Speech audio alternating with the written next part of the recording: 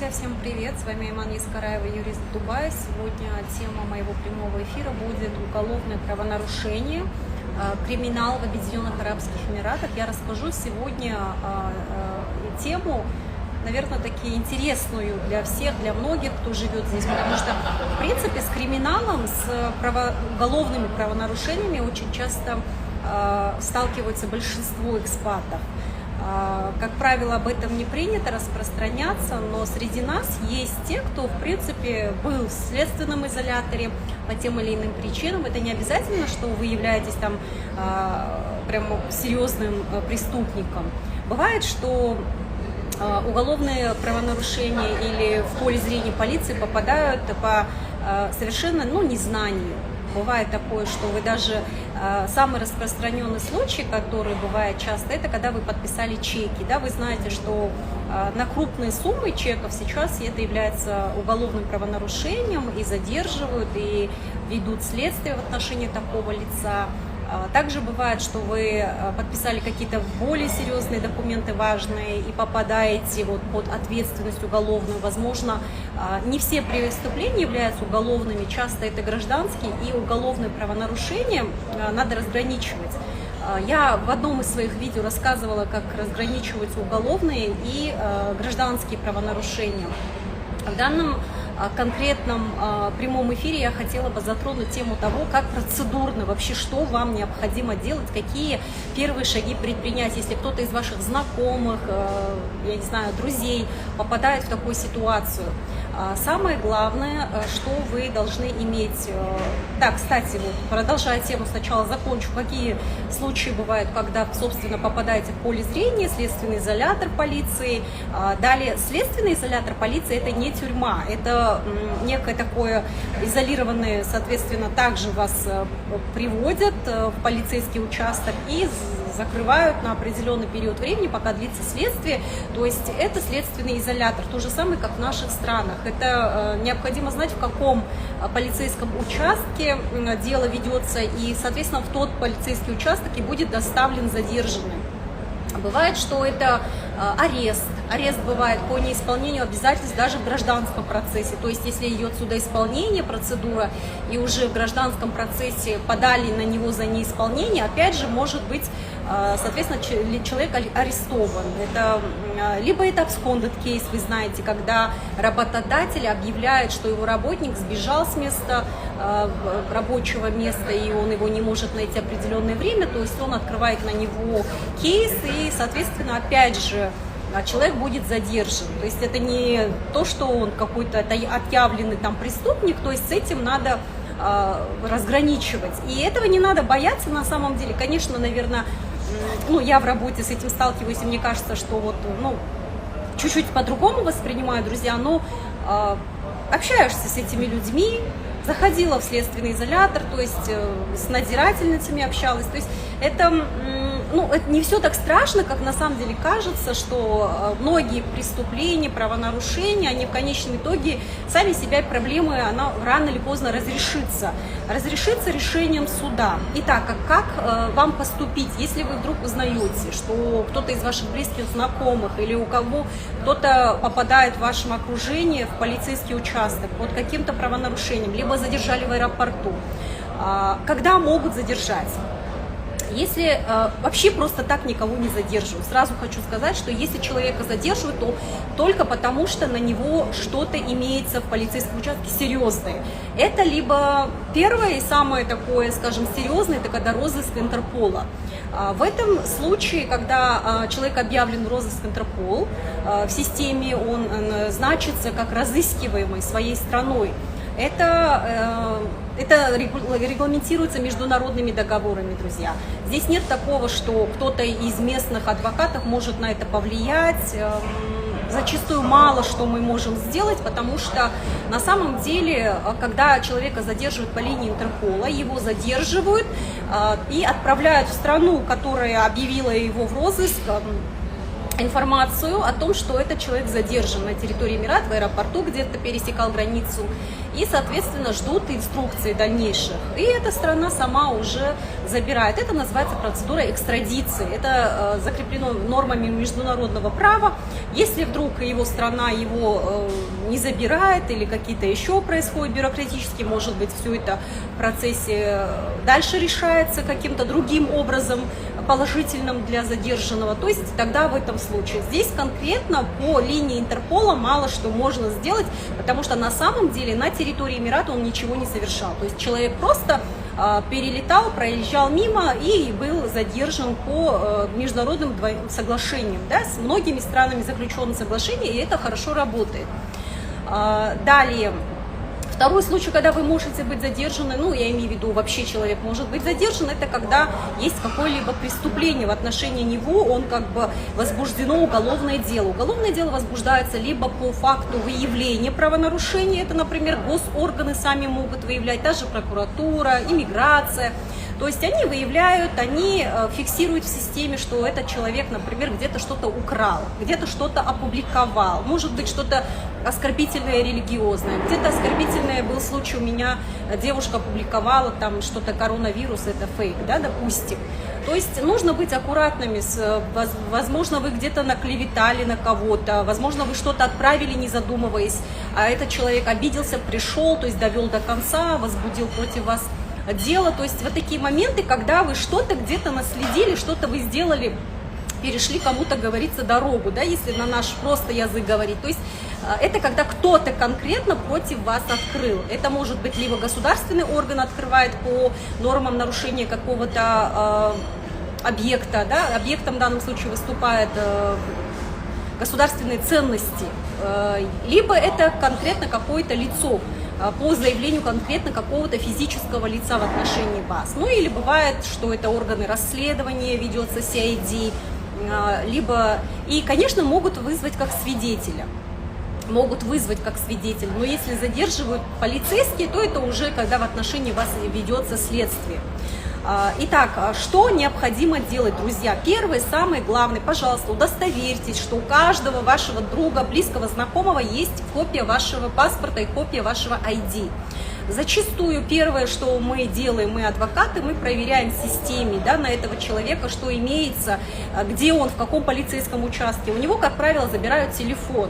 То есть, если задержали в аэропорту, если задержали где-то на местах, то есть он может сделать один звонок максимум. То есть он сделает звонок, если успеет, дай бог, он сделает звонок близкому человеку и говорит о том, что вот меня задержали, меня везут в такой-то полицейский участок. То есть там дальше уже родственники, ближайшие, знакомые, все подключаются.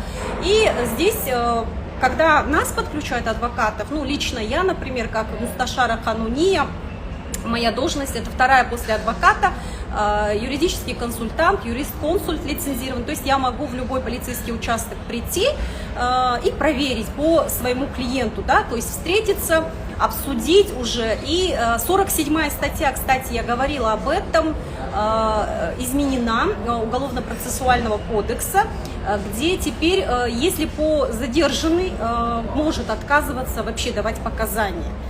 Потому что его показания зачастую, как это до сих пор было, человек мало понимает, что-то там домыслили, за него записали, где-то что-то, вот подписываешь документ, и это действительно ваши показания, это в последующем будет использоваться в суде, и зачастую все делается на основании документов, то есть никто потом уже вас не слушает, все, что закреплено в документах, это и будет доказательственной базой, то есть если вы даете противоречивые показания, если ваши показания не сходятся с фактами, которые выявлены в ходе следствия. То есть очень многие причины, когда лучше, если не знаете, лучше молчите. Лучше ждите своего адвоката. И, кстати, здесь такой момент, друзья, что адвокат может быть предоставлен вам бесплатно. Не по всем категориям дел, но по отдельным категориям дел, это так же, как и в наших странах, адвокат предоставляется бесплатно, если у вас его нет денег оплатить. Что касается платного, бесплатного адвоката, друзья, ну вы сами все понимаете, да, хорошо, если вам бесплатный адвокат достался, и он, ну, прям вот в приоритете вас держит и выполняет работу одинаково, как если бы он делал свою платную работу. Но, как правило, практика показывает, что адвокаты берут его формально, потому что им надо вести, это какие-то требования для адвокатов, то есть какую-то часть закрывать бесплатных кейсов. Поэтому, если вы заплатили, вы можете требовать с вашего адвоката. Вот, значит, адвокат, что мы делаем? Мы идем, встречаемся с подсудимым, задержанным, с подозреваемым, то есть мы не знаем его статус, что за дело. Значит, если у вас есть ID, копия паспорта знакомых, то есть мы можем проверить в системе, да, номер дела.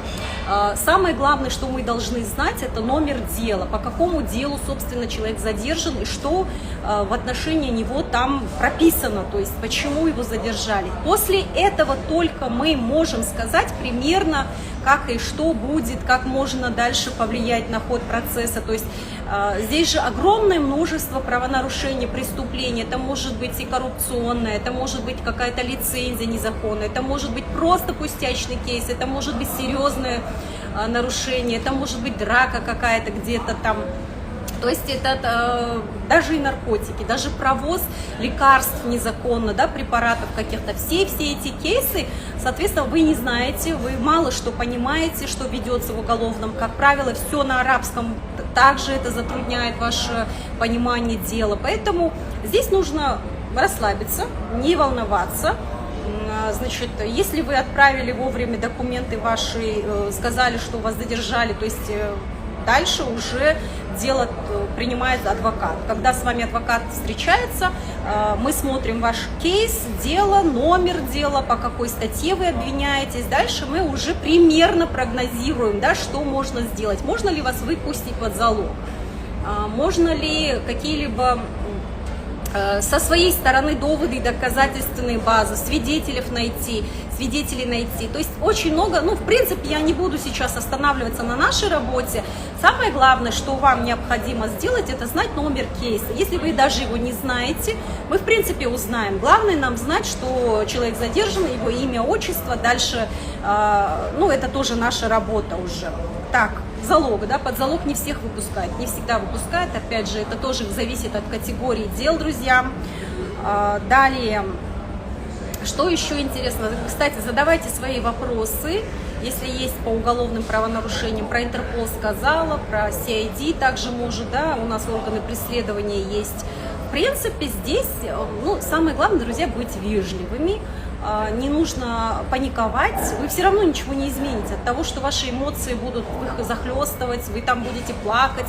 Я, кстати, встречала женщин с ребенком даже задержанных, то есть от того, что женщина пришла с маленьким ребенком в суд, от этого, понимаете, от этого никто ничего не смягчится, там даже есть отсек для женщин с детьми, то есть я к тому, что здесь, понимаете, все перед законом равны, и как бы вы там ни пытались разжалобить, поймите правильно, что эти люди выполняют свою работу. И не они решают, не полиция решает, в конечном итоге решает судья. Суд выносит решение. Какие бывают решения, друзья? Здесь, значит, если, как я уже сказала, если полиция задерживает, и, кстати, очень такой важный момент, друзья, если вы вдруг, произошла какая-то ситуация непонятная, разборки, драка, что-то вы попали, что-то вы выпили где-то, туристы бывают попадают, да, часто, первым делом лучше сразу на этом этапе закрыть вопросы. То есть, если вы нанимаете адвоката и вовремя, быстренько, особенно туристы, да, можно будет, как-то, знаете, есть возможность закрыть дело за примирением сторон. Не все кейсы закрываются за примирением сторон, потому что, вы понимаете, что есть особо тяжкие преступления, когда там, я не знаю, насилие над ребенком, я не знаю, там кража, убийство, то есть по таким делам, конечно, не закрывается. Но если бывает такая категория дел, когда кто-то против вас возбуждает уголовное дело, затем примирились стороны, и, в принципе, можно закрыть это дело. Если такая есть возможность, то лучше это сделать до того, как дело будет открыто. Вообще, первым делом дело сразу не открывается. Оно, в принципе, предстоит какая-то определенная проверка несколько дней. Предстоит проверка, я отвечу на ваши вопросы, спасибо, отправляйте. И если вдруг там есть признак состав преступления, после этого только можно будет уже открывать кейс. Это полиция тоже не торопится открывать по любым звоночкам там кейсы. Вы знаете об этом, кто сталкивался.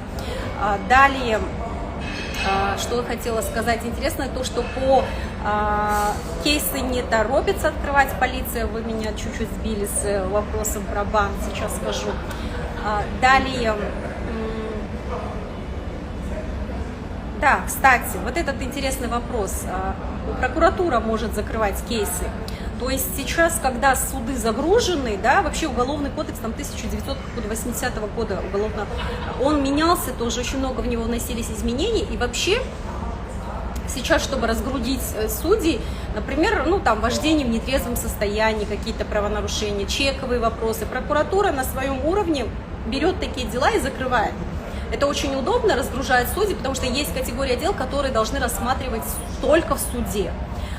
В суде может выступать только адвокат. То есть я как юрист и многие мои коллеги, да, кто у нас юрист, консульт, Мусташар Хануне, многие наши египтяне тоже наши коллеги, да, ну, кто арабский, носитель арабского языка, мы в основном на подмоге, мы помогаем нашему адвокату, мы ведем всю ту работу, бумажную волокиту, в том числе поиск там оправдательных каких-то фактов для нашего подсудимого, в том числе переговоры с родственниками, объяснение норм, многие-многие вопросы, которые закрывают. В принципе, адвокат, мой личный адвокат, многие наши, я думаю, адвокаты, они появляются в суде и поддерживают позицию, линию защиты. Линию защиты отрабатываем мы по факту рассмотрения всех обстоятельств дела. Также мы участвуем. Ну, то есть здесь, в принципе, уголовные дела решаются гораздо быстрее, чем гражданские дела. Что еще интересно? Ну, вот, сказала, самое главное закрыть это на стадии до начала уголовного дела. То есть, по сути, полиция тоже заинтересована, чтобы стороны помирились, чтобы это все не доходило до уровня большого разбирательства. И если есть такая возможность закрыть, то лучше закрыть дело до того, как оно перешло в суд или в прокуратуру. То есть, если за примирением сторон такое возможно сделать.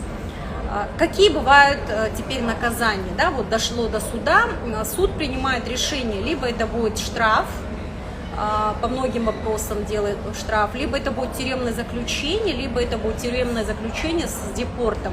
Как правило, после тюремного заключения людей депортируют. Ну, это как бы логично, что если он отсидел здесь определенно. Бывает тюремное заключение несколько месяцев, бывает и несколько лет, в зависимости от категории дела. Опять же, что еще можно сказать? Здесь на стадии есть еще вопрос апелляции. Апелляция подается, как правило, в 90% случаев апелляция подается, потому что, ну, мы выигрывали апелляцию. Мне нравится, как работает мой адвокат, потому что, ну, у него есть вот это качество, которое вот человечности, вот за своего клиента бороться, и у нас было, что мы на апелляцию подавали и, ну, выигрывали, то есть нам снижали размер штрафа, снижали, если как бы адекватно суд оценивает. Мне очень нравится. Ну, что еще интересного сказать, друзья? Ну, штрафы, как правило, штрафы вы платите, есть кровные деньги, когда вы платите, когда по наезду на пешехода, вы знаете эти кейсы.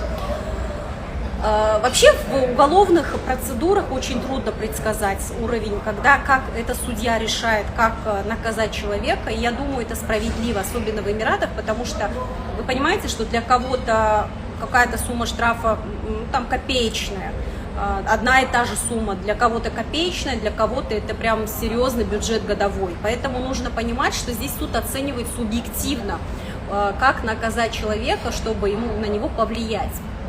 Уголовная система работает прекрасно. Полиция одна из лучших. С ними работать одно удовольствие в плане того, что это, ну, это такой пример мужественности, пример такого защиты. Например, в моей практике очень часто, когда заходишь в полицию, в принципе, многие вещи решаются, они могут найти любого человека по его координатам, данным, там, каким-то, хотя бы каким-то, даже отследить по изображению, да, через камеры, легко находят правонарушителей, очень всегда адекватно, очень человечно выслушивают. Мне очень нравится с ними работать, и ну, такой гордость испытываешь, когда на самом деле такой под защитой такой махины, такого уровня именно профессионализма. Вот, собственно, я завершаю свой эфир, друзья. Если у вас есть вопросы, задавайте. Что еще сказать? Ну, дай бог, чтобы это все нас миновало, потому что это приятного мало, конечно, хотя так, не буду говорить уже там внутренние какие-то нюансы. Если есть вопросы, обращайтесь на частную консультацию. Мой адвокат Ауат Алярьяни, он специализируется на уголовных делах очень хорошо, и он, ну да, вот, у нас, в принципе, укомплектован такой хороший штат юристов. Так, друзья, я перехожу к вопросам. Значит, какие у вас вопросы были? Задавайте, пожалуйста, свои вопросы. Если вот кто-то мне сейчас спрашивал про депорт, можно ли снять, если повторно подать на апелляцию. Друзья, депорт снимается крайне редко. Практически невозможно снять пожизненный депорт. У моей практики 1-2 случая было, 2 случая было, ну так, и практики моих коллег было, но это, я не могу сказать, что это прям вот, там нужно смотреть субъективно, как повезет, там 1000 факторов должны совпасть, чтобы человеку сняли депорт, и есть своя процедура снятия, если интересно, то, конечно, можете попробовать, можно будет подавать, но это не гарантирует того, что это однозначно вот вам повезет и вы получите, снимут вам депорт. Если я имею в виду пожизненно. Если не пожизненно, то, конечно, там уже можно по определенным обстоятельствам, там есть процедурно, очень много нюансов. То же самое по уголовным правонарушениям, друзья. Спасибо всем большое за внимание. С вами была Айман Ескараева. Задавайте свои вопросы, приходите на частную консультацию. Всем спасибо. Пока.